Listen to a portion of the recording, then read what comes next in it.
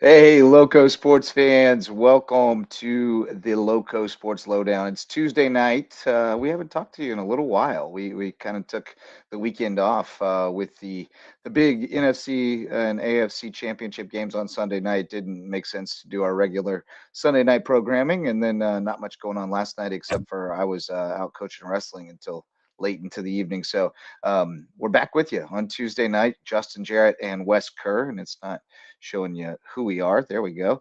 Um, Good to be here. I've been out and about. There's a lot to talk about today. Some football recruiting news coming out.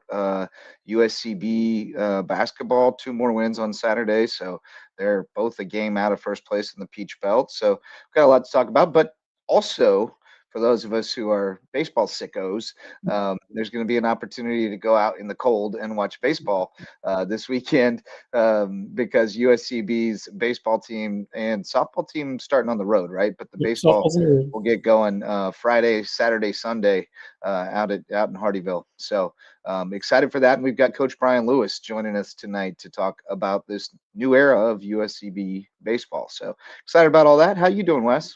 Doing well. It's been a little chilly. Thankfully, we were spared Yes, it from has. the nationwide, it seems, winter storm that has swept across the country, and still some pretty cold temperatures around here the Oh last few yeah. days. But alas, we're getting ready for baseball season starting on Friday. Looking forward to that, and always a blast covering and calling these games for USCB. A new era. Don't have a new era. We're going to be talking with Coach Lewis in a bit. But I'm doing great. Had a great time, at the Cove last Saturday, and we've talked a lot about USB. Finding a way to win close games. This wasn't this These two games weren't close. It was domination for the most part for both those men and those women teams, and both of them looked really good in the state. It's been a fun year so far, but. Yeah, I'm doing well. Not too much. Just staying busy, heading out to the gym because it's too cold to do much outside right now. Yeah. Yeah, it definitely is. It's good that we've still got a little bit more of inside season, so to speak. But we're running out of it. We're going to be outside real soon, and it's always a little chilly at the start. I remember calling some early season games at USCB where it was quite frigid.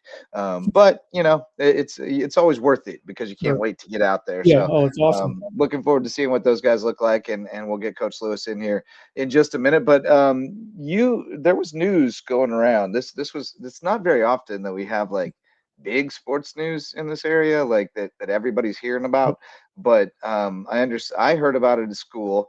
I understand you were approached in the gym with a bit of news today. But the Chapa was at Bluffton High School. Kirby Smart famously goes around and lands the helicopter on football fields when he's really trying to get a big recruit. And Amari Patterson got the chopper treatment from How about Kirby that? today. So Georgia is all over him. It's my understanding that Florida is coming back through tomorrow, the new staff, and offers just keep coming for Amari. So seems like This is he's going to have his pick of where he wants Yeah, to go this is play as well.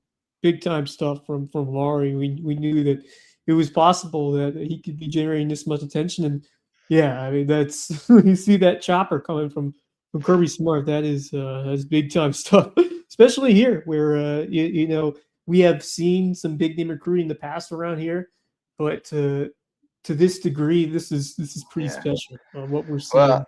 I'm told that it's the first time that an SEC coach has been at Bluffton since like 12, 13 when Spurrier was there to see all those guys. Yeah, So crib days. Yep. that'd probably check out. So anyway, and then the other, we'll talk a little bit more about all this football Yep. stuff a little bit later when more Max friends Roy come should be along. joining the show Yeah, I very think Max soon. will be joining us, Yep. and we'll dig in a little bit more on that. Antonio Banner making his Blue decision. Hose. He committed to the Blue Hose of Presbyterian College. So we'll talk a little bit more about that later. But first things, our sponsors, the show tonight brought to you by Mickelson Law Firm and WHHI TV. Our all-star sponsors. Mickelson Law Firm are a founding sponsor, the original sponsor of Loco Sports. Been with us since the beginning, and they continue to support us every step of the way. And they can help you with all your legal needs at Mickelson Law Firm. And then WHHI TV, our partners in local sports coverage. They were Marcus Walsh on assignment tonight. He and Kevin Libby calling the games tonight at JP2. With JP2 taking on Hilton Head Christian Academy. Yeah, I So believe the girls won 53-24. that's correct, and you can see it in our ticker. We got some of the scores, some of the girls' scores, not all of them. Don't have any boys' scores tonight yet, but we'll keep you posted on those as they come in. But tonight we're going to start off by talking a little baseball, USCB baseball. We got the new coach of the Sand Sharks, Brian Lewis, joining us now. And what's going on, Coach? Hey, how you guys doing tonight? Not much going on here, just like you, just trying to stay warm. Absolutely, it's hard this time of year, especially when you play an outdoor sport. But you guys have been at it, since the fall, and I'm sure you have some new faces that came in at the break that you're trying to get acclimated. But you're not new to this program. You've been around here, and in fact recruited a number of the guys that are on the roster. So you should have a pretty good firm grasp on what you got coming back, and then tell us some of the guys you're counting on this year, and then some of the obviously the transfer portal is all the rage in college sports these days. So you always got to make some impacts coming in too. So just tell us about the guys we're going to get to know real well in the next couple of months. Yeah, we're excited about our group. We do have quite a few guys back from last year's squad that have been with us now for a couple of years. I brought in a lot of guys over the last couple of years as a recruiting coordinator that are in the program. We do still have a few guys that have been there been here for 3 or 4 years that were brought in as high school kids, 4 years ago. But the ones that we're really excited about, we're returning about 75% of our offensive production from last year's squad, and we had a team that swung the bats pretty well. So like our starting shortstop, Noah Campbell, that's kind of where we got to start. He's a big time player. He hit about 330 for us last year. He fielded it at a 970 percentage. He played every day for us. He's our guy, and that's where we would start. But we're strong up the middle. We get our starting center fielder, Luke Doty, back from last year. Our starting catcher, Terry Dean, is back for his senior season. And then just recently announced all Peach Belt, preseason Peach Belt first team all conference second baseman John Davis returns for us too. So, the old school, the old saying in baseball, you want to be strong up the middle. We've got everybody back. We got our starting middle infield back. We've got our center fielder back. We got our catcher back. In our starting rotation with Alex Simmons and Ian Barnes, both were in the starting rotation on the weekends last year. So we're very experienced in a lot of areas, and we're excited about that. Cooper McDaniel, who was really leading our team in hitting most of the season until he ran into injuries late. He's back as well, starting in left field, which he hit about 354 last year before the injury happened. And, so those things got us really excited about having an experienced, older lineup. But some of the guys that are newer that the Low Country needs to familiarize themselves with, I think. We brought in 2 guys out of the transfer portal this semester. One, Tyler Gundelfinger. What a name, right? Tyler Gundelfinger. That's a baseball name. I like that. So Tyler, he played at Hillsborough Community College last year, was at Arkansas Tech in the fall. Can play shortstop, can play third base, can play really all over the infield. He's made a major impact these first couple weeks since he's gotten here. And then we also brought in a young man out of the Charlotte area named Raider McIntyre. So Raider is also a left side infielder. Yeah, it's like the all-team team. I think that's what we were going for in the portal. So those are 2 guys we're really excited about as well in the mix. And I think that they're offensively, I think we're going to have a good showing this year. And as long as we can throw strikes, we're excited about some new pitchers we brought in as well. And we'll see how we do. You have to start practicing those new names as we opening day, hopefully coming up on Friday. But Hey, Coach, just obviously you've been here, and you've been around here the past few years. Just talk to me a little bit more now you're the head coach about your background, about your first couple of years as an assistant, and how excited you are for this opportunity of taking on the reins now here in 2026. Yeah, I mean, first of all, I can't even explain how excited I am to have the opportunity to lead the Sand Sharks into kind of this next phase as being full members of Division II and Yep. competing in the Peach Belt. I mean, it's just a great opportunity. That Dr. Panu and Quinn before he left, but now Gina Montfort that they've given to me. So I just wanted to make sure that that I give them their props on that. But my background. I was primarily a junior college coach for a long time in the Midwest. That's kind of where I started and cut my teeth, so to speak. Then became a head coach at an NAIA school in Wisconsin. Viterbo University, was there for almost 8 years. And then got the opportunity to come down here and coach under Coach Faulkner. Coach Faulkner and I go way back. He was an assistant of mine in the Northwoods League, the Summer Collegiate League. I've managed in for going on 13 years now. And him and I connected years ago there. And, he brought me down here to be the hitting coach and recruiting coordinator and those things. And, I've gotten the opportunity to take over and just super excited about the chance to lead Sand Shark baseball. Yeah, man. I was just trying to think. So we've had Sofield, Blue Island, Christian, Faulkner. You're only the fifth, right? The fifth coach in program history. Does that sound right? Yeah, I think so. That's what they tell me. Yeah. Yeah, man. Obviously, as you noted, this is a new phase. This is a new era, and we've kind of speculated now for a couple of years that recruiting is going to take a little hit during that interim period, before they get fully cleared to compete in the postseason and all that, because that's a big part. That's a big carrot. That's a big part of what you're going for. Have you seen a noticeable uptick in kind of the caliber of guys that are interested in talking to you now that it's full-fledged? Yeah, I think we see that more with the high school kids. The junior college transfers, they weren't turned off as much by the lack of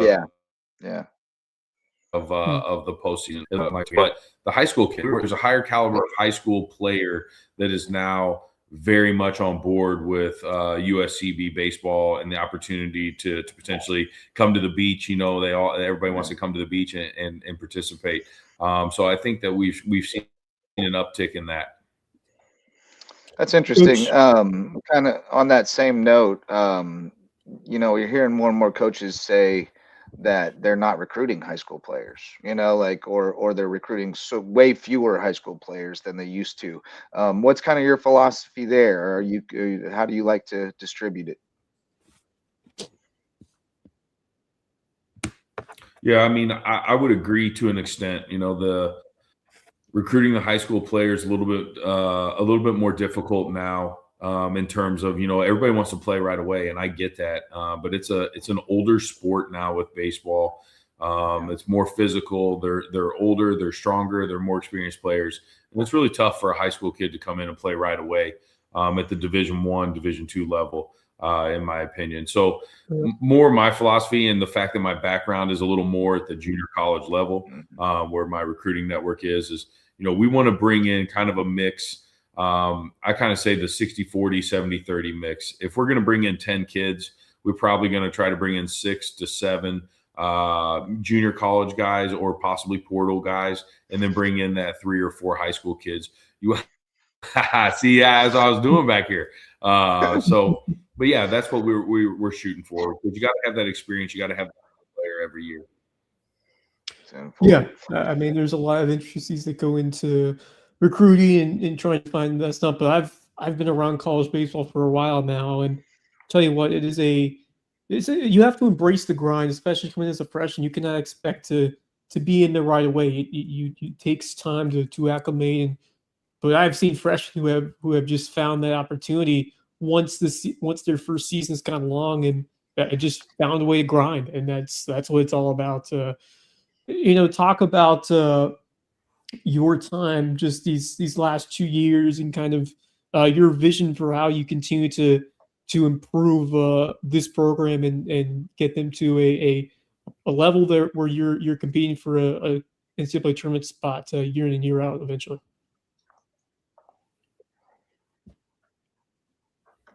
Yeah, from what I've seen in my time, the Peach Belt in particular, with the conference schedule, the baseball's just really clean. They don't make a lot of errors that hurt themselves. The pitchers, they throw strikes. It's not necessarily always about velocity and a guy out there throwing 90, 93 miles an hour. It's more guys that are upper 80s with pitchability. And, for me, what we're trying to do is we want to be physical. We want to be fast. We want to play the game in an exciting kind of up-tempo sort of way. We want to steal bases. We want to do those things. And that's what we're trying to do. We're trying to get big and fast and physical. And then if our pitchers can command the zone, if we can recruit guys in that will throw strikes, I think it all starts to take care of itself. The last year Lander was kind of the big dog in the conference, and they had a couple pitchers drafted and they had a lot of good players, no doubt about it. But at the end of the day, they just never hurt themselves. They didn't walk guys in tough situations. They didn't make errors on routine plays. And that's kind of been the difference in what I've noticed between my years of coaching at the junior college level, in the NAI level, even to an extent, is it's just cleaner baseball. So my vision for this program is to play good defense, and be physical on the offensive side of the ball and be fast. And I think that we've got a good start on that. And we'll see how we can build this year with it. Awesome. Tell us about the kind of the early season schedule, because I know you guys get into Peach Belt play pretty quick. I mean, you only get like 3 weeks or 2 or 3 weeks, and then you're jumping into it. In February, from what I saw. So you got quite a few games lined up here early. So that's crazy. What are we going to see coming out? Yeah, so now we've got 11 schools in the Peach Belt. So we used to have 3 non-conference weekends to start the year, but now it's down to 2. So the first 2 weekends we're welcoming in Davis and Elkins University out of West Virginia and Wheeling University out of West Virginia.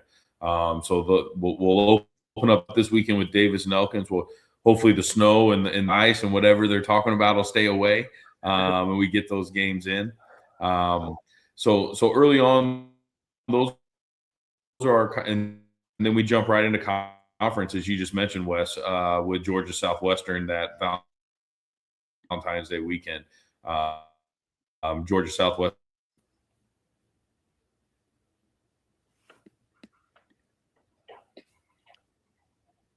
Coach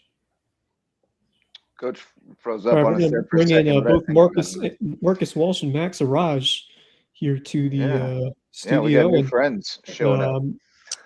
Feel free to fire away and ask anything to Brian Lewis, the head coach of. Yeah, we got Coach Brian Lewis from the USCB baseball team. You guys got any questions for him?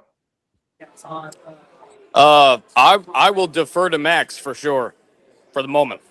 Yeah, Coach, I've been an avid member, supporter of USCB baseball for well over a decade now, and I always look for the best of things in this USCB team, and I think, for me, I look at y'all's schedule, and I see opportunity there, and I want to get what is your outlook on this season? What is y'all's goal? What are y'all trying to achieve here in your first season as the head coach? Yeah, I think first and foremost, our goal is to make the Peach Belt Conference tournament. We've been conference tournament eligible the last couple of years, and we have not had an opportunity to get into that last spot. So I think for us, that's our number one goal, is to make that conference tournament, be the first baseball team to do that at USCB. But I also think, to your point, Max, the way that our schedule is set up, I think we have the opportunity to really stack together some wins. You don't want to get too far ahead of yourself. You don't want to assume certain things. As we talked earlier, we really do have an older, experienced, talented core group of guys. And I think that with the way the schedule is shaking down for us, we have an opportunity to really stack some wins at points throughout the year. So I think that number one goal is making the conference tournament. Number 2 goal is to try and win 25 ball games and be 500. Yeah. You mentioned the projected starting rotation, or at least some of the guys. What are your thoughts on the group on the mound, or your staff getting ready to take the hill on this weekend, and what you hope to see from them in this opening series? Yeah, I'm pretty excited about our group. There's quite a few new guys to go along with the experience. We mentioned Alex Simmons, Ian Barnes, both those guys coming back. Alex was he was outstanding really for us last year as our Friday night starter. But we've added in Brant Phillips out of Hutchinson Community College out of Kansas, who's a big he's a big physical specimen on the mound. He's an upper 80s to low 90s arm with really good stuff. Zach McQuiston that was with us last year. He transferred in from a Division I school out of the portal, Lindenwood University in Missouri. But he's a left-handed pitcher that's really come on strong. Down the stretch last year, he was really good for us. And then now this fall, he's really been dominant and into the early spring. So we're really excited about those two guys. Matt Navarro, who's returning from last year, he's going to open the year as our Tuesday starter. We're going to attack Tuesdays a little differently than what we have our midweek games in the past. And we're really going to go after it. We're going to have a solid 4-man rotation, and we're going to play our Tuesday midweek games just like it's a Friday or Saturday night game, because every win matters.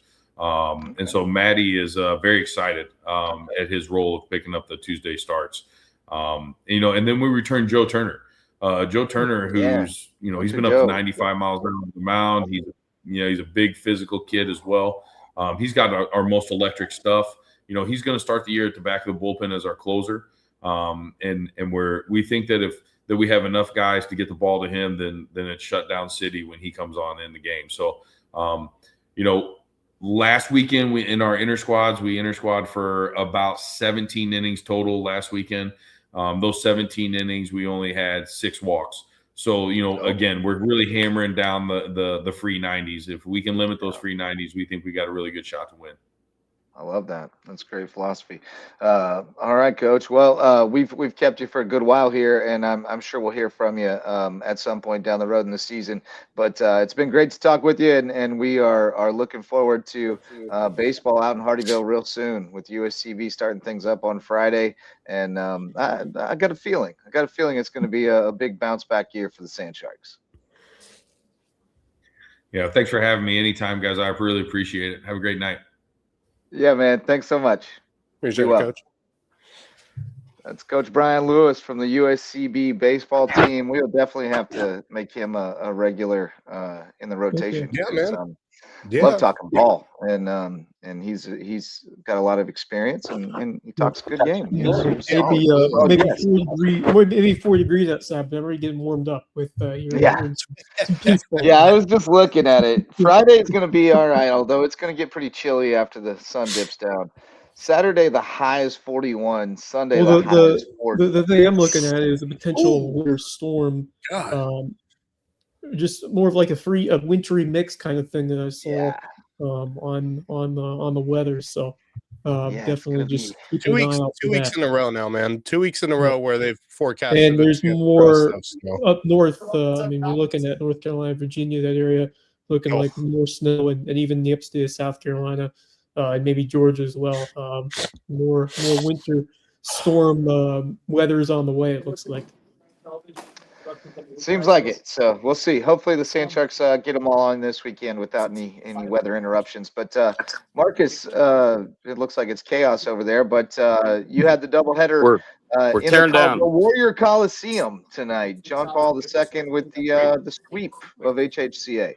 Well, I was told from Tom Smith they call it the AC, the Athletic Center. It was getting hot in the AC. Boring. It was en fuego in the AC. That's a boring name. Think of something better. Come on. Yeah. I'm calling it. Yeah, maybe they will. With lawns is the Warrior Coliseum. I tell you what, JP2 really gave it. Both teams did. Both the girls and guys competed. Give a lot of credit to HHCA because they competed as well like crazy. No Finn Ussery for the guys tonight, from what we could tell. And I think that really affected HHCA. They contained Jake Wood very, very well. for about the first 3 quarters, and then he started finding things. But Sean Thalen had a big second half and did some great things. Certainly, Godson was everywhere. When you talk about JP2, and this is what makes them so dangerous, no matter who they play, when they are at their best, everybody is contributing, everybody is involved, and everybody is doing the best they can for one common goal, the team. They Right. are a team of one, and it really comes off that way in how they compete, both the girls and the guys. I mean, we talk about it Yeah. so much with football, too, and that showed again here. Final scores don't indicate just how HHCA competed, but JP2 is on a different level, and especially that guys team now with 10 in a row under their belt, victorious, and the girls are really shining as well. And I look for big things again this year out of both these teams, heading down the stretch of the regular season and into the postseason. Yeah, Karen Floyd has done a spectacular job Phenomenal. with that team as she has had in these prior few years, and I think the group that they have, and not just the store players, but others who have really showed up in a game like this. I mean, obviously, you look at Ellie Heathcott, but Lily Termini. I remember her sister Bella played it many years before. They've had a good couple of years, the Termini sisters. But then Yep. you look at a player like Lauren Majorkowicz, who won't She was big score. too tonight. Yeah, her defense has been such an integral part. Yeah. You have so many role players that do their jobs really well on that team. That's a kind of a recipe that does a good job competing, but that's a recipe that can also win championships. So I think I think this JP2 team is really well built to make a deep run this year in their classification. I'm excited to see how far they can take it. Absolutely, I am too, for sure, and just really proud of what these teams have done. Certainly, Dominique Jones, huge comeback this year after missing most of the year last year with her knee injury. We talked to Evelyn Melnick and Sean Thalen after both of our games, and they truly are leaders, certainly by what they do on the floor, and both had fine nights tonight for sure. And if something goes a little bit another way, like a Finn Ussery playing, maybe it's a little bit of a different game. But JP2 just was It's able to contain definitely so tougher much. for them since they have to play. They're in 4A, so they have to play the big dogs of Skiza. But even so, you look at the Max Preps girls basketball rank, the computer rank at Skiza.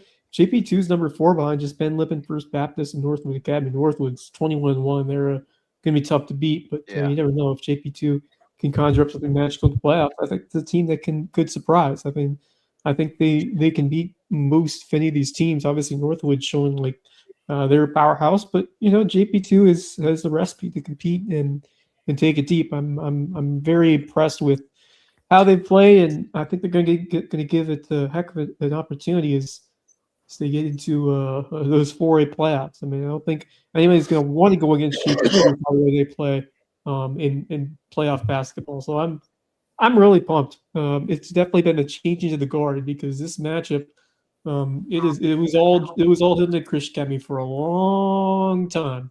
Not anymore. That's three in a row for the girls, and Yep. and the guys just took the lead 11-10 all Right. time, and certainly, and that's a tight scoring difference too between the guys and between the guys of JP2 and the guys of HHCA. And Yep. you take a look too at just what they were able to do tonight. Defense was certainly paramount, and just outstanding efforts by a bunch of folks. My broadcast partner Kevin Libby, the Libs, is Yeah. here. He is a Big real lip. worldwide guy right now. He's everywhere. Thoughts, partner? Hey, gentlemen, just want to say have a lovely evening. Everyone stay warm. And thank God for basketball. It's a good, warm occasion to get together. All right. All right. Being inside for sure. That All is right, great. Kevin Lim, who has helped on both the men's and women's USC basketball. I got to work Yeah. for one of the games. It was a lot of fun, and I've known Kevin for a long time, so it's got to be a blast calling a game with Kevin, isn't it, Marcus? It's phenomenal. I've known this guy since 2014, and we've been having a blast working together. He's one of my favorite guys that I've had the pleasure of working with. You know, even going back to when I started doing this in this forum in college.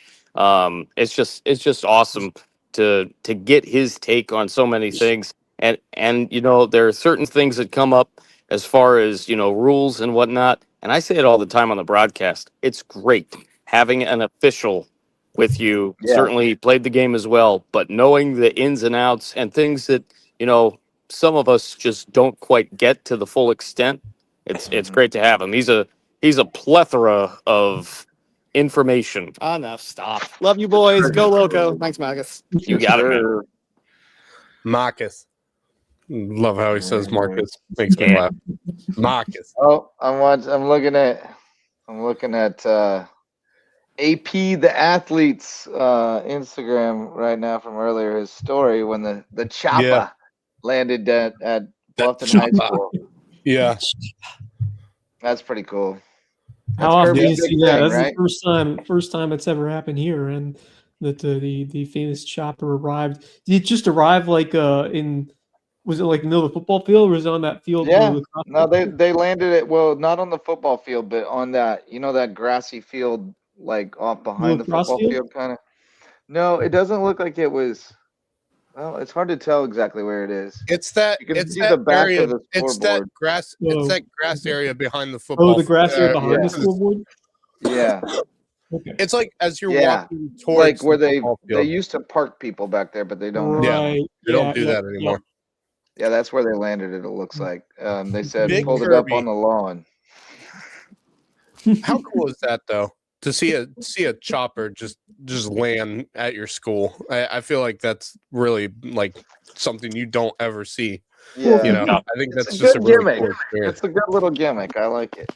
It is really cool. I admire it. It was funny when y'all started texting about it on the group chat. I was like, oh, I got to get to the Facebook Live to check out what all went down. It's really cool. It's a really cool experience.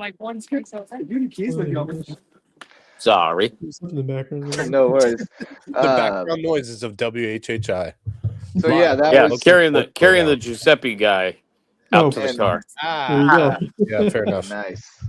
And AP's getting visitors like about every day right now. It sounds like Yeah. coaches are I through mean- all the time. I think Florida's Yeah. coming tomorrow. Somebody else the day after that. He's and- been Yeah, I mean, Florida's been on his he's a- radar big time. He's Yeah, a he's 4-star blowing wide up. receiver. He's the number 9 overall recruit in South Carolina and the number 50 wide receiver in the country. I mean, of course, he's going to get those people to come over and check him out, you know, and talk with him. You know, I think he's got to have at least 30 offers now on the table from, you know, colleges across the country. So and some big level colleges too. So it's funny how if one of them gets real hot on you, man, everybody starts getting real hot on man. you. You know, Well, everybody's trying to keep up. And here's my thing. My thing is that, you know, for him, I think we really started noticing these schools looking at him during the offseason, coming into the new football season. Those workouts he had, the road trips he took, those workouts he had at multiple colleges. I think colleges started to notice, you know, staffs started to notice this kid has something special, and we got to pick him up before someone else does. You know, like you know, and I think it's starting to show just how good of a player he is. Pops has known what he's doing. You know, they've marketed him exceptionally well, that's the game is marketing yourself, getting yourself out there, letting people see you, letting people see what you're capable of. And he's done a great job of putting himself on the radar. And then he backed it up, you know, with his play in games too. So he's a legit recruit. He's legit. And we still got another year of him here in the Lowco. Yeah. So. And people have been asking me, is he going to stay at Bluffton? And I talked with his dad, and he said, "Oh yeah," but there was never any real discussion of of going anywhere else. So, Well, I mean, if he despite does, what you may have heard, if he does, it wouldn't be a public school. I mean, is that not the right? transfer portal rule? You can only transfer Correct. once. Right. You really never Correct. know. The only way you can go transfer again is you're going to a private school. And just as much as I hate to say this, while I love watching private school football, there is no private school in our area that could. No, he would have had to go to elevate him. Savannah. He would have had to go to Benedictine or Savannah Right. Christian, and I don't Exactly. think he wanted to do that. So he'll be back at Bluffton next year. Sorry, it was a little loud over there, Marcus. So I muted for a second. Indeed. We're about ready to head out, so Yes, sir. I'm going to pause for the cause, and then I will greet you guys when I get back home. If you guys are still on. Sounds good. See you, buddy. All right. Talk to you in a bit. There goes Marcus on his way home from calling a couple over at JP2. Max, you were at some other game. You were at another game, the one in Bluffton, where the Bobcats just keep on rolling. Yeah, I mean, they were rolling, and it's the funniest thing is we didn't know, like, going out of Christmas break into January, we did not know how this Bluffton team was going to fare. They're faring just fine. They're playing some really good basketball right now, and that Buford team, man, while I think they have a lot of potential, they're again, like we've mentioned before, a very young team, and they have a lot to learn over the next couple seasons. But I really have high hopes for that Buford boys team, and I would say another 2 years or so, we're going to be talking about this Buford team being in the mix. I think, but. Very young, yeah, they're very young. But I go back to that, watching them tonight. I just said to myself, how did they beat May River? I don't understand it. How did they beat May River? Still how did doesn't May make River sense. lose to Buford? Like, don't get me wrong. I think Buford's got a lot of potential, but not enough potential and not enough experience right now to take down May River, but they did it anyway, and I give them props for that. Yeah, it's crazy. They're 2-14. It's just watching them tonight. I keep going back to that question of how did May River lose to Buford? Yeah, I mean that's perplexing at this Great point. question. Very perplexing, and but that's just the nature of this this region that we're in. It's extremely competitive, but with the way that May River had been playing going into that game, obviously you lost against Hilton Head, and that was a close game.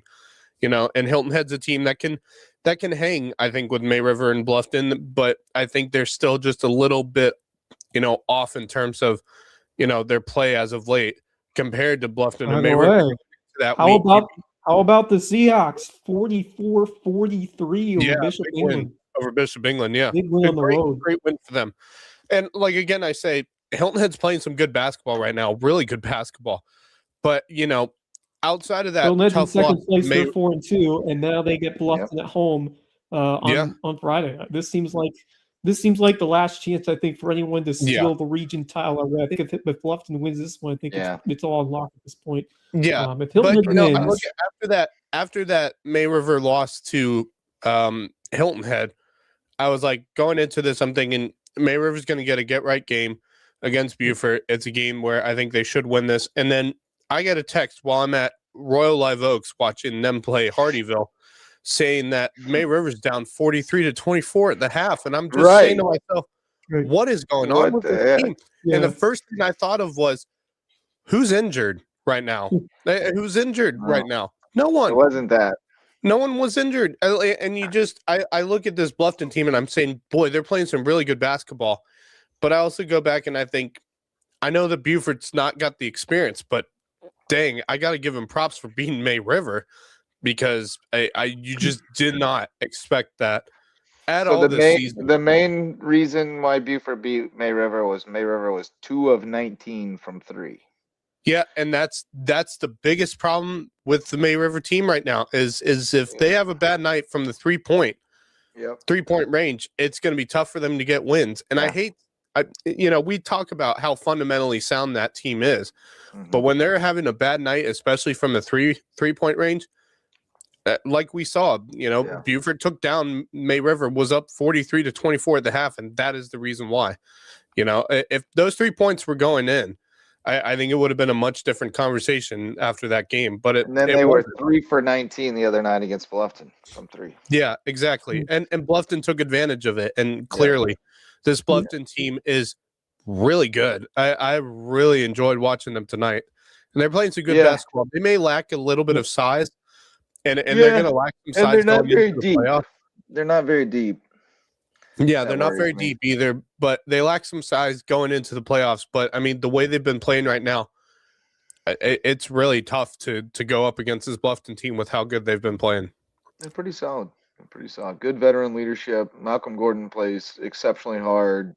Zay Gadsden's getting better every day. You know, like they're pretty solid. They just picked up a kid too from Hilton Head Christian. I can't. Yet 2 of them, the LaRoe kids. Yes, that's right. Yeah. So, and they got cleared, so they're playing. So that helps with the depth a good bit. Yeah, because they can both play. So they're looking pretty good. And then Buford girls are looking like, you know, they're just cutting through. One of the LaRoe boys was, I think, playing tonight. They're cleared to play. Yeah, I think he was playing tonight. He plays some good basketball. So like they're set for the next couple seasons with those 2 players as well, because they're some real good, solid basketball players. For sure. So it's gonna be fun. Harry Skinner was on a roll tonight. He hit like 4 threes in a row from deep too. Like he got into a heat check and was just draining them threes as players are putting their hands up in his face, still draining them threes. And he's just a beast. That's what I miss is old dirty Harry draining threes. So I'm sorry I missed that. Then that's what they need from him. I mean, if this team wants to go deep, they're going to need some big time performances from Harry Skinner when it gets to the playoffs. Seems like Harry Skinner's the heart, and he's the heart and soul of the team. But others, no doubt, others have really risen this year, and that's what you. Malcolm Gordon played really well tonight as well. Malcolm Gordon, Foster. Played really well tonight. Yeah, Foster's solid too. Yeah, they got some nice pieces. It's really coming together over there. It's just who they end up playing when it comes to playoff basketball. When it gets in, who they end up playing. Yeah, it gets tough fast in the playoffs.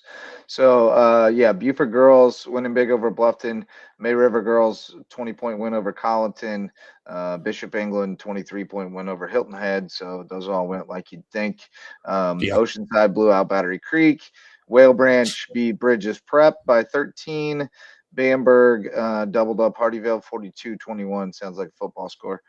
Don't have Ridgeland Allendale. JP2 beat HHCA 53-24. Hilton Head Prep girls beat Savannah Jaguars 45-37. Didn't see the Andrew Jackson cross score yet.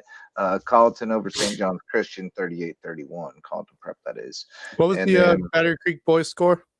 Battery Creek boys, I was getting to that, but they fell 53-41 to Oceanside. So they split the season series with Oceanside. That's fine. So first loss in region play too. So yeah, I mean, they do lose. Like if tiebreaker is differential, then they're going to lose that tiebreaker to them, which sucks. Well, I'll tell you right now, Oceanside. Actually, maybe not. How much did they beat them by in that overtime game? They beat them by a lot. It wasn't close at the end. I don't think. No, it wasn't. I'm gonna look that. So maybe Battery Creek might have the tiebreaker there.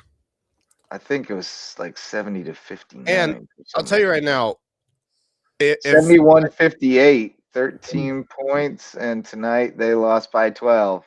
Battery Creek has it by 1. Baby, yes, that's crazy. That's big. By the way, can I just say, despite the loss tonight, because that's not an easy place to play at Oceanside, it is real tough. But splitting with them is about as good as you could hope for. I'll say this. I saw some clips from their game against North Charleston last week, and I'm really impressed by the team.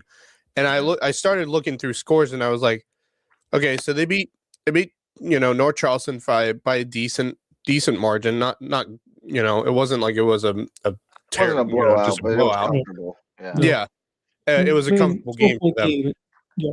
But it's funny because the Orangeburg Wilkinson, who's obviously sitting, I think, right now first place in the region, obviously a really solid team, only beat North Charleston by 2.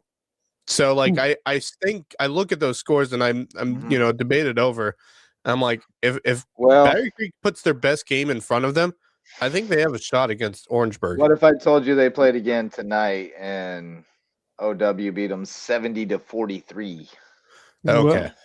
That's And OW beat Hanahan on Friday 65-33. I think OW may have turned it back around. Yeah, they've since turned it then. on now. This is going to be a big time I game on still Friday. wouldn't put it past Battery Creek though on a good night for Battery Creek. But Yeah, and you're at Oceanside home. also Hey, beat you're at OW, home. so they're You actually got a the three-way energy. tie.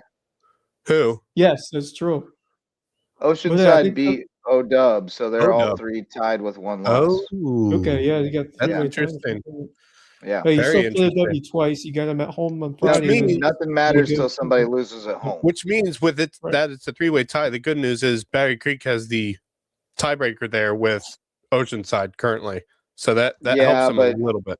In a three-way tie, first tiebreaker is going to be it's going to be OW head-to-head between the three, and then you'll probably go.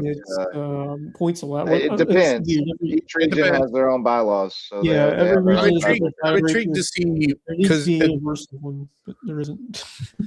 Is OW on Friday? Do they play OW Friday? Yeah, they do. Ooh. Yes, that's at home at Creek at the Palace. So that's. Man, I'd love to get out there, but I hope there's a couple of games I'd love to get out to. But I have a USCB baseball on Friday over at the now I want to check. Hold on. It'd be a great night of sports on Friday with the opening night of USCB baseball, a couple of big time basketball. Javon's got the game. He's got it. Yeah, thank great. God. Awesome. You can watch on Buford's Zone on YouTube. Yep. Yeah. Yep. That should be fun. That should be a good game. Especially without Battery Creek's been playing at home as of late too. Let me tell you the other boys' scores. Bluffton 76-53 over Buford. Haven't seen the Colleton May River final yet. Hilton Head 44, Bishop England 43. Big time road win. The Seahawks on the road. We said at 53-41, Oceanside over Battery Creek. Whale Branch 42, Bridges Prep 41, Donnybrook, Seabrook. Bamberg knocked off Hardyville 64-53. So that's Hardyville's second loss. I think Bamberg and Denmark each have one. So we drop out of that tie for first. Haven't seen Ridgeland Allendale yet. JP2 65, HHCA 41, and BA 67, Holy Trinity 31. 6-7. That's our second 6-7 of the show. Yeah, it was during Coach Lewis. He said we have about 6-7 something, and I there you go. Yeah, he reacted. Something. Yeah. But there you go. That's our scores tonight. Anything jump out?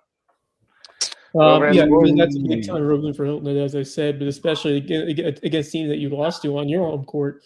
And you find a way, gritty defensive effort. Yeah. That's Shane Brown. Yeah, that's a big win. Those kinds of games that he likes to play. And I mean, they're still in this thing if they can beat Bluffton on Friday. So in terms of the region, so it's obviously they'll need a little bit more help. But if Hilton wins, it will put some pressure on them for sure. So absolutely, that's a great game. That should be a great one. That's a toss-up game to me. I mean, I think so too. And toss-up game. Yes, especially when it's at Hilton Head. And right. That first game was close, but Bluffton, they did not pull away. But even so, I thought that Hilton Head had an opportunity. It was not as in doubt as you would think. I'm in the mindset that Hilton Head is, going to ride the momentum from a huge road win at Bishop England. And that environment can get pretty loud when the Seahawk team is firing all cylinders, and I think they are now. So I'm excited to see how Tajay Wright and this team will look to build some big time momentum, because they've got a couple of underrated players who have really. Keita Smith has been a stud. He can knock down some long shots. He's a big physical body. Yeah, they've got some good role players on that team this year, and I think they're just a little bit more complete than they were a year ago. And if they can catch fire down the stretch, you never know. I'm excited to see what they can produce from here. Shane Brown, he keeps them in contention every year, which is great to see. Yep, he does. He gets a lot out of them always. Looking at tomorrow night, Sand Sharks on the road for the Wednesday night Peach Belt doubleheader. They'll be at Augusta. Augusta men are struggling, but always a big game when we play them because we hate Yeah, Pip. And the then team that has normally been Augusta at the top of the women got conference. us at home, so we really need to get them back. Yeah, Yeah. that's an Tied important with one them for there. second right now. Yes, yep. They're both 8-3. That's a big time game on the Yeah. women's side, and they're a half game behind Columbus State, Yeah. who is in first place in the conference. So We only lost incredible, two just by a incredible few to see where points. this team is a year following Yeah. just a couple of, especially last season, where they just couldn't get it going, and now everything's been working. Which Yeah. is awesome. It's awesome. Give so It's much awesome credit to to see. Sharon Versett because she What a she knew job. the potential of what this. I'm sorry. She knew the potential of what this team could do. Yeah. You just unfortunate injury luck last season, and just players growing up and finding their roles, and then now they're playing like stars, and especially when you talk about Janai and Tanaya, but others have played. Madison Self, who is we need to talk about more. Is just a nice rebounder role player at times. She's been important. Korea has had a couple of good Mhm. minutes, and then obviously you talk about a player like Lydia Gattosi, who's really starting to find more of that leadership, and She's a then dog. like Zeke Hendrick, someone Yeah. who has really broken through as a freshman. Two She's of the the X. last three games, she's had big games. When she gets a Yep. good matchup, they are going to feed her and they're going to Yep. let her exploit it.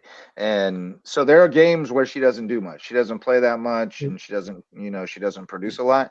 But two of the last three games, she's had good matchups and she's put up double digit points and a good Yep. number of rebounds. And you can see where she is going to become a force as her career continues and she just gets in a little bit better fitness and grows into her body a little bit. She's tough, really tough. What are we talking about? We're talking about USCB basketball right now, as the Sand Sharks are one game out of first. Both the men and the Yep, women one and game out of they're first. getting Yep. ready for a 5 game homestand, which I believe begins on Saturday. When they face Lander, they'll be home for 5 games Yeah, in a row. Lander, Georgia College, Middle Georgia State, Columbus State, and Georgia Southwestern. So I've talked about this the last couple of weeks, but yeah, the fact that they're where they are in the standings now, they get 5 in a row at the Cove, the yeah, hardest place to play in the Peach Belt. Serious potential to make a run towards the top in both women's and men's, which is yeah, crazy. yeah, Right? yeah. It's awesome. I mean, Yeah, potentially, the highest seed after the first round I see if the hosts the first round rest of the hosts the tournament. finals and the final. Right. Yep. So it's not inconceivable that we could have one or both Peach Belt Conference tournaments played in the Cove, which would be just unreal. Ah, That would be something else. But yeah, certainly. here's a note for you. You guys might like this. USCB women had 9 conference wins through their first 2 seasons. They're 8-3 this year. So Wow. one more win and they'll Wow. match Matching the their 2 Peach years Belt combined. That's win pretty total in the first 2 years impressive. combined. So Yeah. yeah, big year of growth. That third year has been tremendous for Year them. 3. All right. Well, let's shout out some sponsors. We got Hudson Seafood House on the docks, presenting sponsor of Under the Bus. We're taking the week off this week because Curry is headed down to Florida, but we'll resume again next week, and he'll be Getting away live from the snow. from Yeah. from the Sunshine State. Yeah, he's down at Longboat Key. Oh, nice. So Still gonna be like and 40s in Miami. probably a little chilly over at Hudson's too, but when it warms up, get over there for some Yeah. sunsets, cocktails, and seafood at Hudson's Seafood House on the docks, one of the oldest and most iconic restaurants on Hilton Head Island. And then also we've got HHI Windows and Doors, our old friend Coach Barron, doing the thing. He's improving your view of the Lowco. He's hung up his whistle and he's focused on a new kind of screens at HHI Windows and Doors. Twinge and Twombly can serve you with all your personal injury needs. Attorneys out of Beaufort with a rare name, providing remarkable service at Twinge and Twombly. Reverence Wrestling Clubs, our official wrestling sponsor and presenting sponsor of the Lowco Grind. I was over at May River tonight for the senior night. They were honoring the seniors from all the sports, but so we wanted to have our buddy all the wrestlers want to go and support their buddies, so we got Truman over there to support those guys. What a senior class they're sending Oh off. yeah. A wrestling team. Blake Butler, Marcus Folk, Andre Caballero, just so many guys who have been a pivotal part of that program. So, and then Jay's Barbershop, the place to be in Ridgeland, whether you need a haircut or not. Getting to the final thoughts. What do you got, Max? Come back to me because I lost my train of thought there. I got two ready, so I guess I'll go ahead. Go for it, Wes. First one is I wanted to say that this will be my 10th year calling college baseball. Started at Davidson back in Nice. 2016, and took 1 year off because of COVID. But I've been at USCB since the end of my time over in North Carolina, and been a blast to cover so many outstanding fun teams. I mean, most notably the 2017 team that got the Super Regionals, knocked off Carolina in Chapel Hill in that Super Regional, and then the team that stands out to me was the one that got to the NAI opening round, and they got to the finals of the Sun Conference that year. That team. That's right. They were the cardiac kids. They won like 3 or 4 games in like walk-off fashion in the ninth inning after being down like 3 runs or so. And they did in the tournament once. They're down like 3 to 9th or something like that. Crazy. Landy Castro was an absolute beast that year. They had a couple of, and hopefully this program continues to go upwards this season. I'm looking forward to it for sure. But pretty cool that I've been able to do this for 10 years. It's pretty pretty blessed to be able to be part of it. So looking forward to opening nights, opening night Friday as they start this exciting new season, which I'm like I said, back at the top of the shelf, really excited for what Coach Lewis can do with this program. I love the energy and just the way he directed himself in that interview today. So I am looking pretty much forward to getting things started on Friday as they welcome Davis and Elkins College to start off the season. He convinced me that it's going to be a good season. Like the way he talked about the team inspired confidence. So I'm excited. Did you have another one? Did you say you had two? Yeah, I have one more, but I was saying just nothing like being able to get over the opening weekend, early February, late January, and call baseball. It's a pretty cool experience. It's a blessing. You'll have to wait until early April to get baseball right in your hometown. Pretty cool stuff. And of course, my second parting thought, as a lifelong Carolina Panthers fan who had to experience the tumultuous times of both Baker Mayfield and Sam Darnold, specifically Sam Darnold, because man, I mean, just unbelievable the comeback redemption story that he has orchestrated now, and I was definitely a big fan of what I saw from him early on in Carolina, but he just couldn't quite sustain it throughout that 10-year, and whether that's just Matt Rule just unable to find it as a coach, or just continued early struggles with his career. It certainly wasn't looking very promising for him, but just to think about the redemption that really started when he was in San Francisco, got to be under Kyle Shanahan and experience that offense. Had a great year in Minnesota. Certainly when it ended very quickly in the playoffs, they're like, okay, well, can he really win the big game? And he goes to Seattle and he does just that, which Coach McDowell in Seattle, that's another big time story. He's been fantastic. Just unbelievable story, just the persistence and the work ethic from the guy who certainly proves that, you never know when a career can turn around if you have that mindset that you can. And if the team takes a chance on you and you have the opportunity to rewrite the script, just a great lesson for any athlete of any level that, if freshman year, sophomore year, you're trying to find it. You're not quite there. It's just give it the extra ounce, the extra effort. And you never know where a career can take you. I mean, so many examples from guys I've seen around here in the Low Country have made it big. Just that story of redemption and persistence. And as someone who I was watching a lot of Sam Darnold when he was in Carolina, and it was frustrating at many times, but man, just really exceptionally proud of the way he has just continue to develop his game, and just the mentality that you have to display as an NFL quarterback. I mean, it takes a lot to win in the NFL as the signal caller, and man, just to see the poise that he showed in the biggest game of his life in the NFC Championship, and to deliver on a couple of big time throws in that game to push him over the top and lead him to a Super Bowl is just incredible. And really, it sets the tone of this entire game that's coming up in 2 Sundays from now. The Sunday after this Sunday is just the unexpectedness of two teams that certainly teams have been there before eras ago, but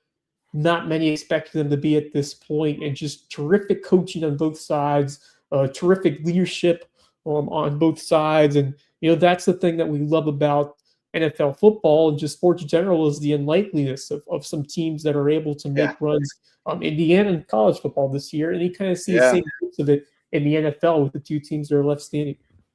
Yeah. Well, we just love that it actually gets settled, like you can crow about who's on your roster all you want, but you gotta make it happen on game day.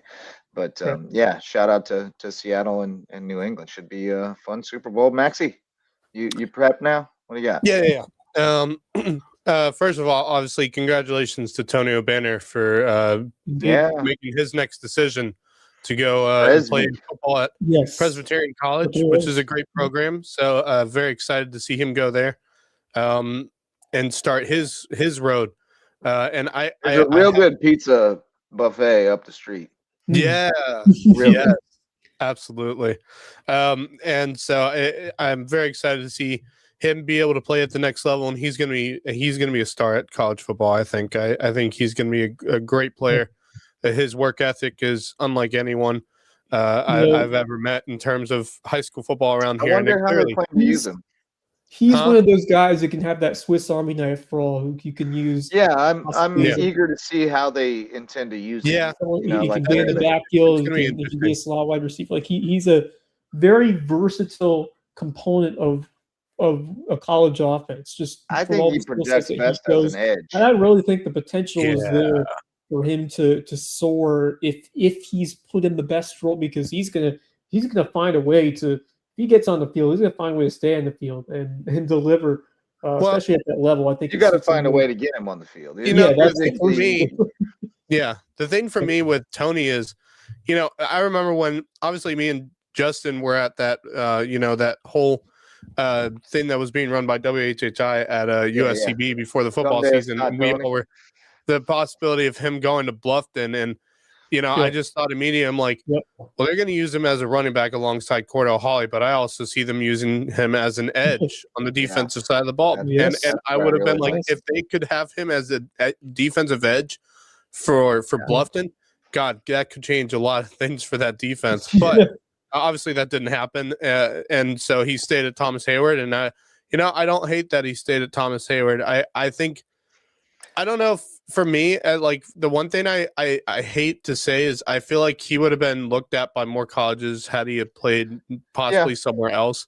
But his loyalty is what I think for me is what's key. There's a lot to be said in this day and age for dancing with the one that brung you. And, man. I think that means a lot. And the people at Thomas Hayward, like he literally, a teacher at Thomas Hayward has been his guardian for years, his legal guardian, because his mom put him in a situation that she thought was the best for him to thrive.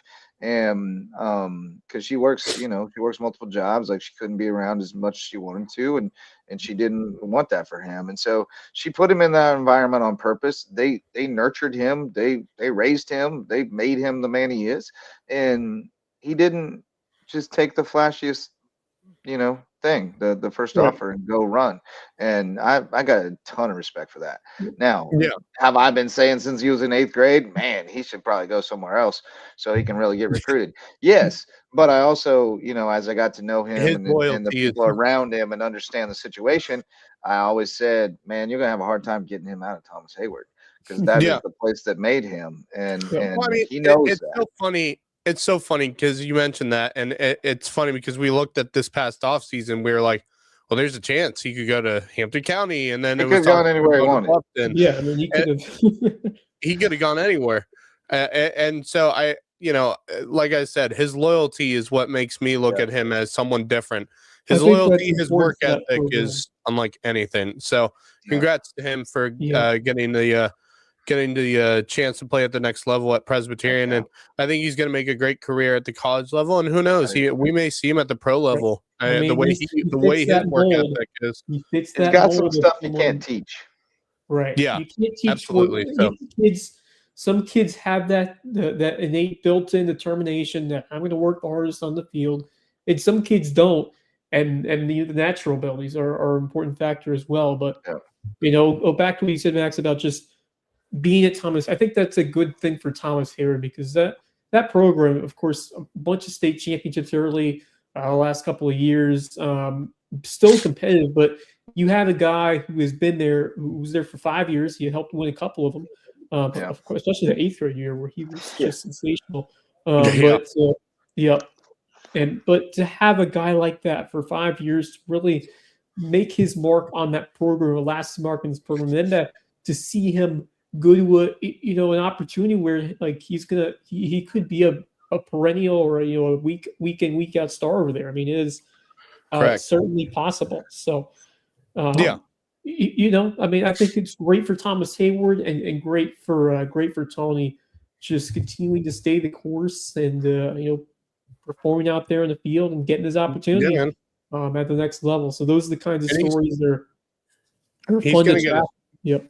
He's going to get his chance to play 100% if he continues to put in the work that he does. The other couple of things I wanted to mention, obviously, I think one of the biggest Marcus back. Marcus is back. One of the biggest things I'm sure we all saw come out in the world of sports today, Bill Belichick was not a first ballot Hall of Famer. What? I just saw this on the way home. I'm like, are you freaking kidding me? And I'm crap. That's spiteful. That's petty.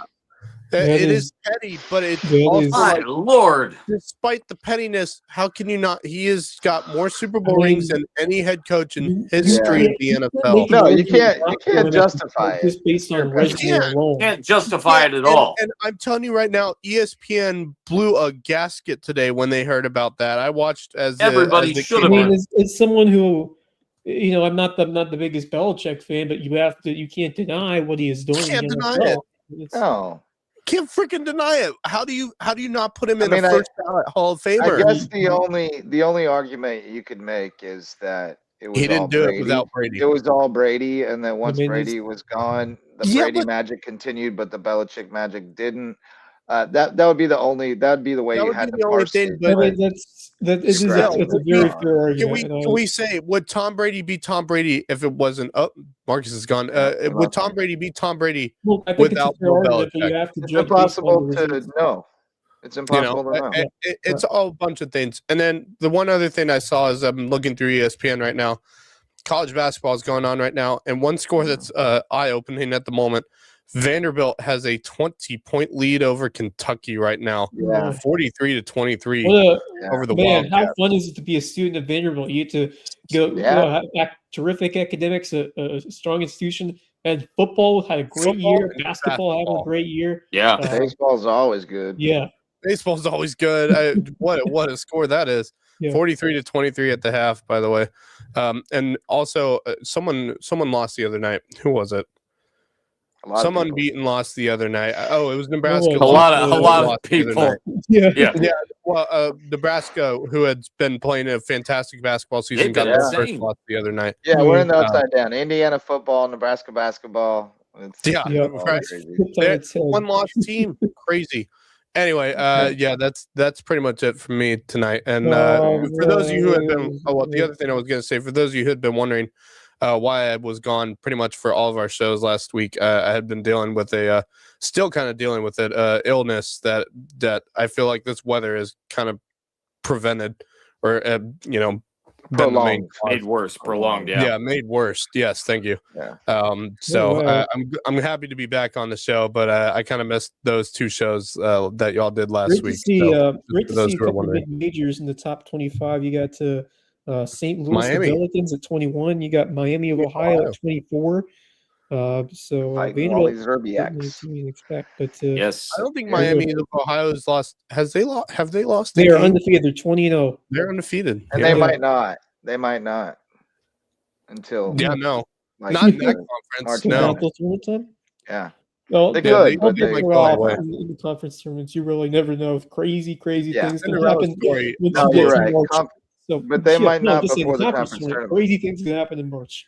They could get left out of the tournament. They could lose in the conference tournament and go like 32-1 or something. No and not doubt. get, in the Get left out. Yeah. That would be ridiculous. Marcus, you made it in time for parting thoughts. What do you got, buddy? awesome. Just the environment at JP2 was absolutely outstanding tonight.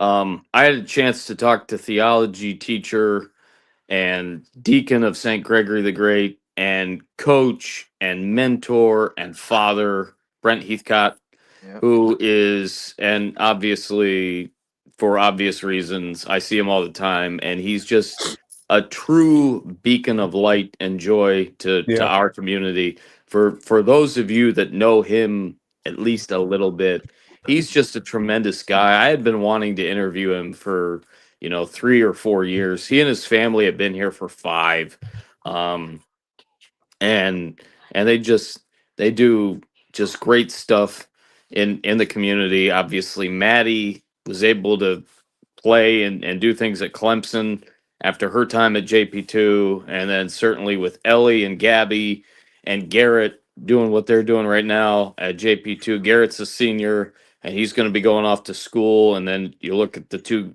girls; they still have a couple years left, which is just awesome. The environment's always great there. Tom Smith had a great chance to talk with him before and after the games.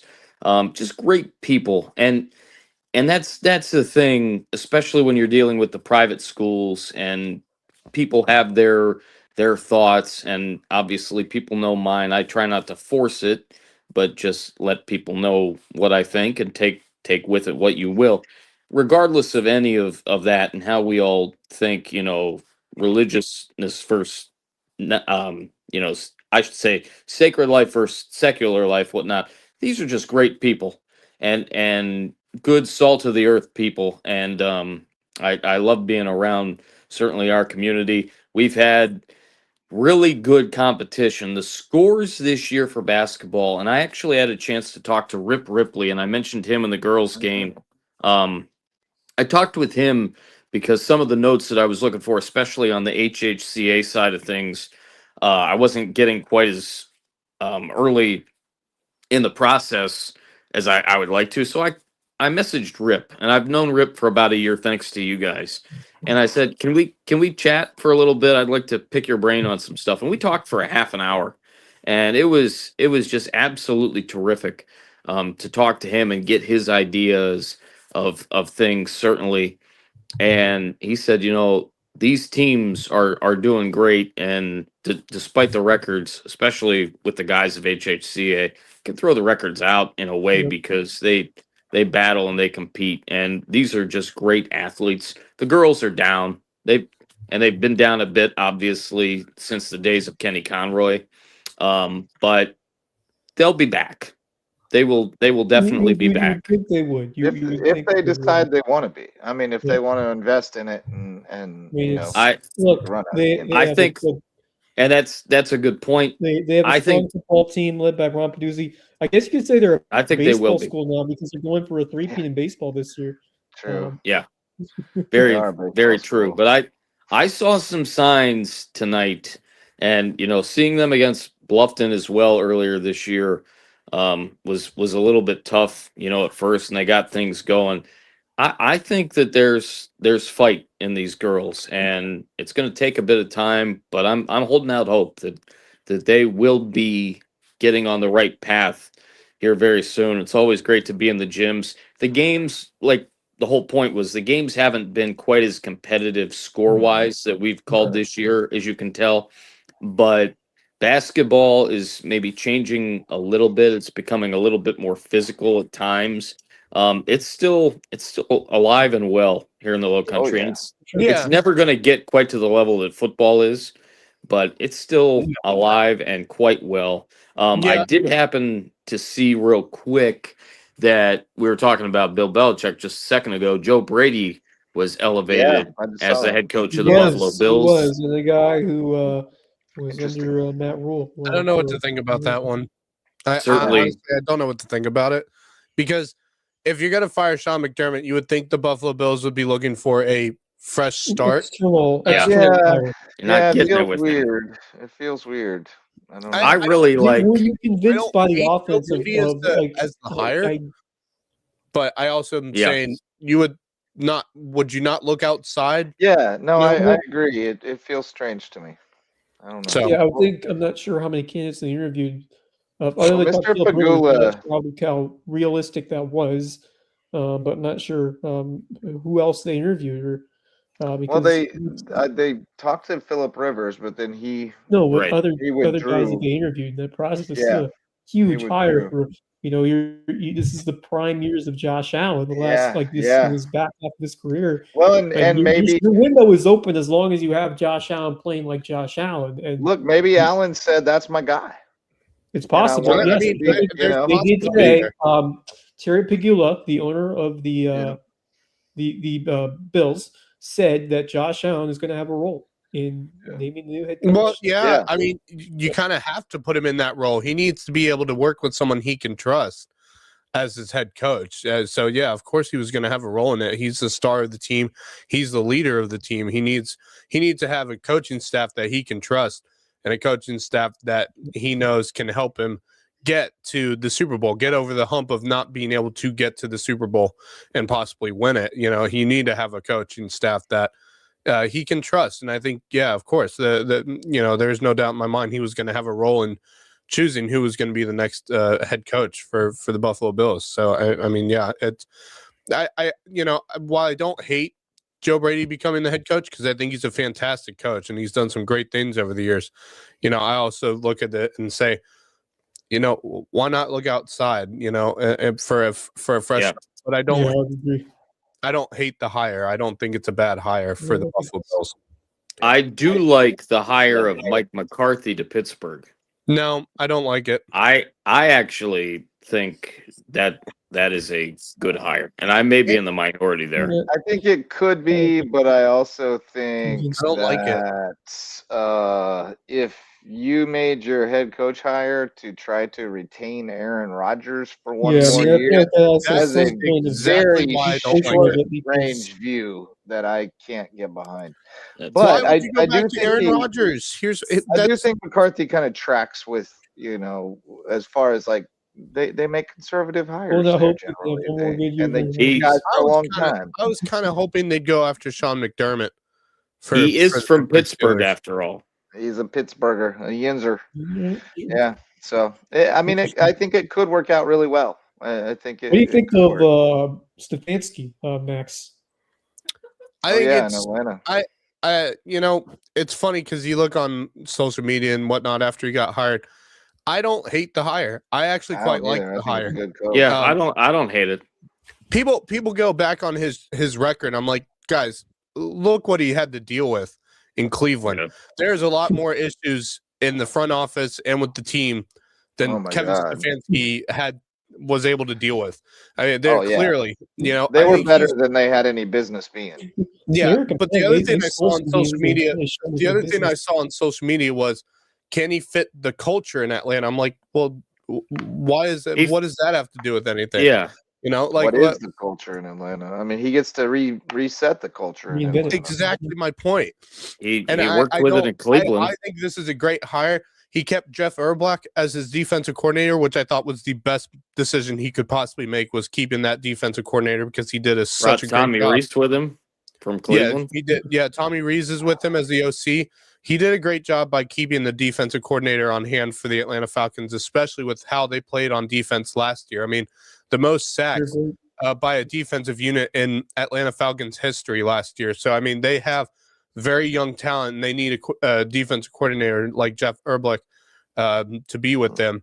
So I think that was great for Kevin to keep him on, bring Tommy Reese in. But ultimately, despite me, bringing Tommy Reese in, this is Kevin Stefanski's offense, 100%. He is going to be the man who makes the decisions on offense, without a doubt. Even if you have an offensive coordinator on this team, he knows offense better than most NFL coaches. So I think he's okay.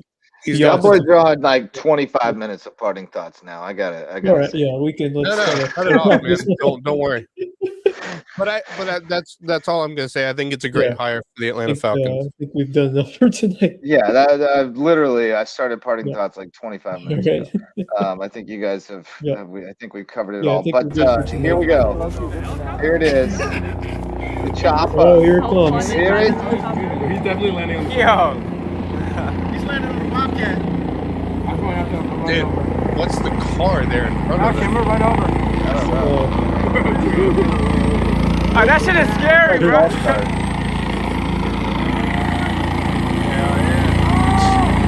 There we go. Fuck it There up. it is. Maybe we should turn the volume Apologies down. for the language. Yeah, they're using some language. That's what children do. There it is, man. That's pretty cool. That's crazy. That's pretty cool as a kid, like to be like, that man's here in a helicopter during Yeah, man, Kirby Smart's coming in his helicopter to see one of my classmates. That's always cool. That's I just got to ask though, what was the car? What was that car in front of them though? It looked like a golf cart to me. It looked like it didn't even look. It looked like a car that had its roof cut off. Like it just looked. Oh, I thought it was just like a golf cart with no. It looked like they were working in class and they're like, okay, class, today we're gonna learn how to use the jaws of life from a fire truck. Like that's kind of what it looks like. That looks like up front. But anyway, yeah, that is really cool. Yeah, very cool. All right, boys. Well, good show tonight. Tomorrow night, probably not. No. I don't know. Well, if anyone's down to. We could do a little Love Sandtrack on USCB, watch party, yeah. perhaps. Yeah. That would be fun. We'll talk about it, but maybe we'll do that. But good show tonight. Great to talk with Brian Lewis. Looking forward to USCB baseball season right around the corner. We can't see it yet until this weekend, but Marcus, I'm sure you and Kevin had a great call over at JP2 tonight. You guys can catch that on WHHI throughout the weekend, and then every night, late night. 4 to 7 Saturday and Sunday afternoons into the evening as part of the WHHI TV sports block, and then every night after that at midnight. Only on WHHI TV, and certainly streaming in a bunch of places, and Sparklight, Spectrum, the whole bit. I will say that it was an erratic start to the girls' game, for sure, but things really started to connect for all involved after the first quarter. 10-4. So don't turn it off in the first quarter. It's going to get better. All right. Great show tonight, boys. Congrats to Tony O'Banner and to Amari Patterson, even though he hasn't made his decision yet. He's got them all lined up, courting him. He's raking them in. Cool. Yeah, man. He's gonna get the best deal out there that makes the most sense, and that's the objective. So we'll see you probably tomorrow night. Talk USCB hoops and whatever else is going on the LowcoSports Lowdown. So thanks for tuning in tonight. For Max Araj, Marcus Walsh, and Wes Kerr, I'm Justin Jarrett. Till next time, go Lowco.